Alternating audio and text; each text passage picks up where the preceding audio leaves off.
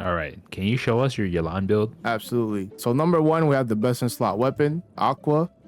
We're running C6 for that max damage. Triple count talents because I'm a simp. 4-piece emblem artifact set. Here's a quick look at the subs. Damn. Yes, sir. This is a 49 CV circlet. Unfortunately, it rolled attack percentage here. HP would have been nice, but it is what it is. Oh, that crit damage is kind of low. Can you explain that? This character mostly scales off HP. High HP percentage in the substats with energy recharge is a little bit more important. And let me show you why. Oh, shit. Yes, sir. Well, obviously, your Yelan is very impressive. But how does it compare to other Yelans? Okay, so basically, there's this website called Akasha. In this site, you can do artifact PvP.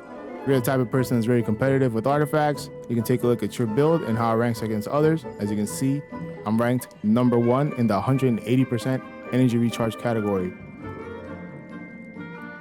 Amazing. Amazing. All right. I noticed that your number 1 build is different than the one that you showed early on in game. Can you explain that a little bit?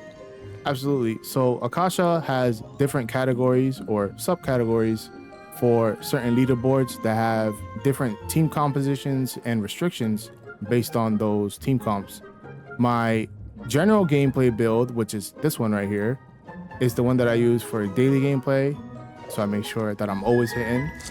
And then my number 1 build is just pretty much an artifact flex to prove that I am the number 1. I see you have plenty of artifacts in your inventory. Did you have any trouble deciding which pieces to use? Absolutely not. I use this website called Genshin Optimizer. So when I was trying for the number 1 spot on the leaderboard, I used a certain configuration to help me decide what build to use. So as you can see here, I optimized for HP main stat, hydro damage bonus on the goblet, and crit rate circlet.